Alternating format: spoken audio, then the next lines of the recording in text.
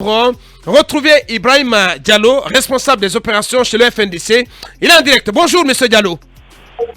Bonjour Abakar et bonjour à tous les chroniqueurs. Bienvenue sur notre antenne. D'abord, comment vous réagissez à ces propos du procureur général Charles qui était sur nos antennes il y a quelques instants? Il annonce des poursuites contre votre coordinateur national, en l'occurrence Fonike Mengue. Oui, d'abord, j'ai suivi un procureur qui est dans les émotions, ce qui ne devrait pas être pour quelqu'un qui est représentant de la société, représentant de l'État. Donc, c'est pourquoi, à l'entame de ma communication, je voudrais demander au procureur Charles Wright de prendre la hauteur, parce que l'enjeu, n'est-ce pas, de la justice est crucial.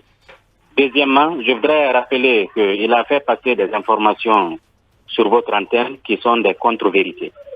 Premièrement, il a dit que Fonike Mengue n'est pas en Guinée, il a voyagé du côté du Maroc. Je crois que ça, ce n'est pas vrai. Moi, j'étais avec Fonike Mengue hier jusqu'à 22h et il est chez lui, présentement où je vous parle. Donc, ça, c'est une contre-vérité et à mon avis, un procureur, c'est pourquoi je dis qu'il était dans les émotions, parce qu'un procureur doit se rassurer, avoir toutes les informations avant de prendre la parole publique pour s'exprimer, parce qu'un procureur ne doit pas dire des contre-vérités.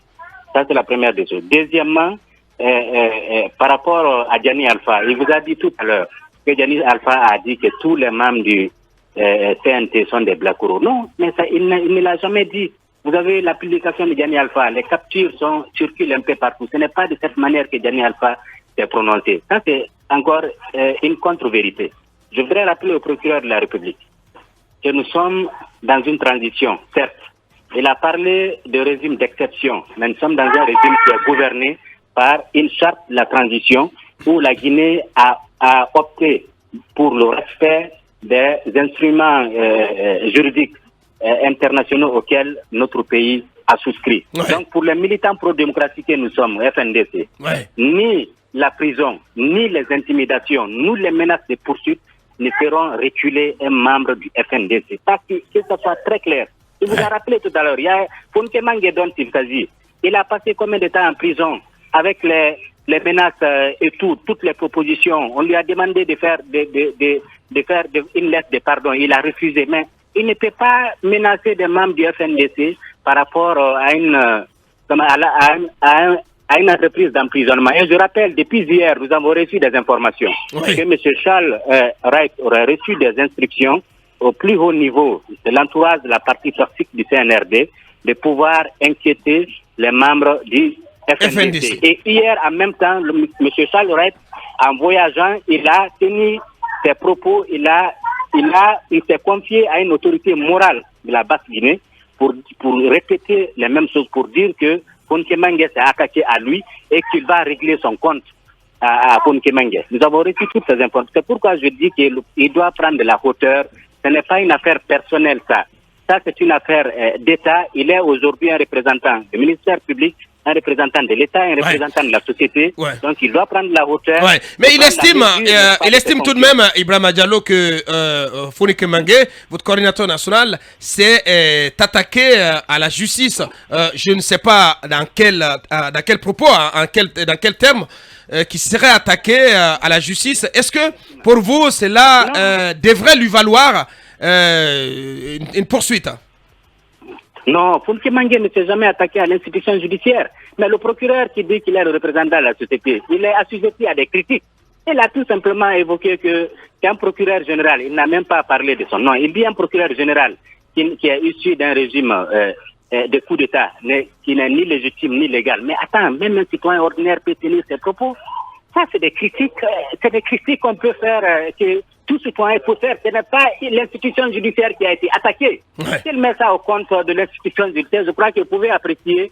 Là, vous allez sur la page de Fonike Mengue pour voir ça. Mais je crois ce qui est derrière, nous sommes informés. Vous savez, lorsque nous avons lancé l'appel à la manifestation, vous avez eu des problèmes de t-shirts là. Et avant ces problèmes de t-shirts, Charlotte avait fait un communiqué pour préparer déjà l'opinion, parce qu'il y avait une entreprise en cours qui consistait vraiment à mettre des choses sur le dos du FNDC, parce que tout simplement le FNDC dérange. C'est le seul contre-pouvoir aujourd'hui qui dérange, n'est-ce pas, le CNRD. Et je crois que l'entreprise l'entreprise de musellement des voix discordantes au CNRD ne marchera pas.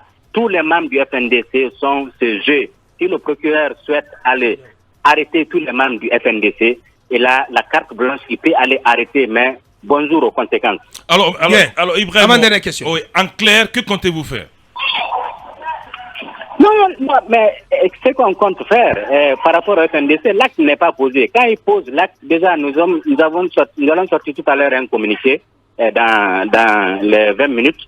Donc, quand il va poser l'acte, nous allons faire ce qu'on doit faire. C'est-à-dire?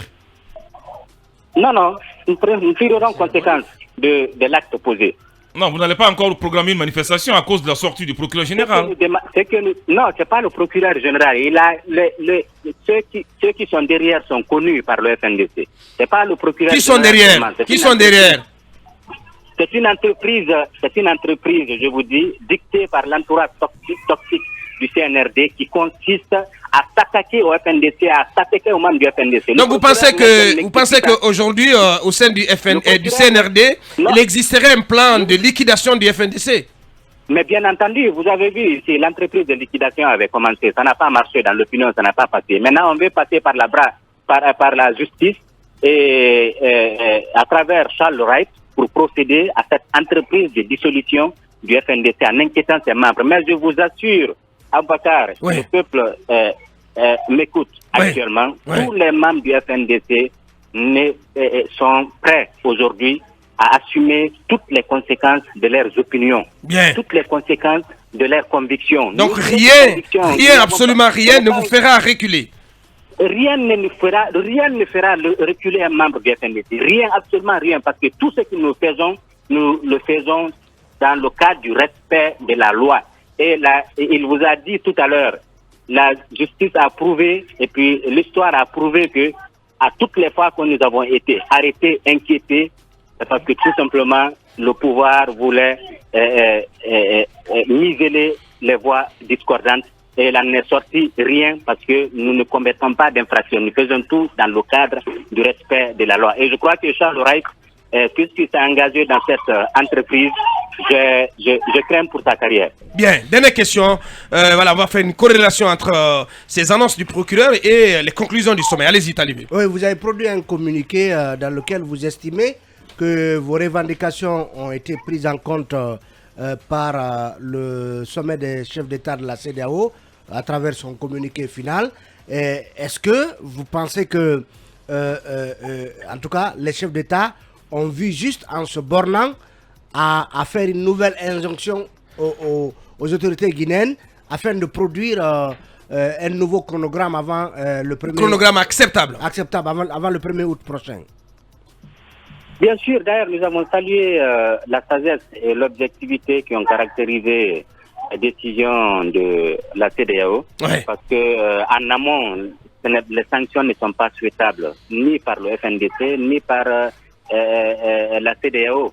Les sanctions constituent pour la CEDEAO un dernier recours. Donc, c'est pourquoi nous avons apprécié, nous étions informés avant du scénario qui était en vue. Et je crois que le gouvernement guinéen, le CNRD, ils ont compris, le CNRD et le gouvernement ont compris la nécessité de conjuguer avec la CEDEAO et d'apaiser la situation, de s'inscrire dans une démarche d'apaisement, dans une démarche constructive avec les forces vives de la nation et avec la CEDEAO pour nous sortir de cette transition. Et c'est pourquoi nous demandons au CNRD de profiter de cette occasion avec ce mois de sourcils-là pour pouvoir s'entendre avec les forces vives de la nation pour vivre qu'on sorte de cette crise, parce que personne ne gagne dans cette crise. Personne ne gagne. Nous avons tous à perdre si la transition ne marche pas.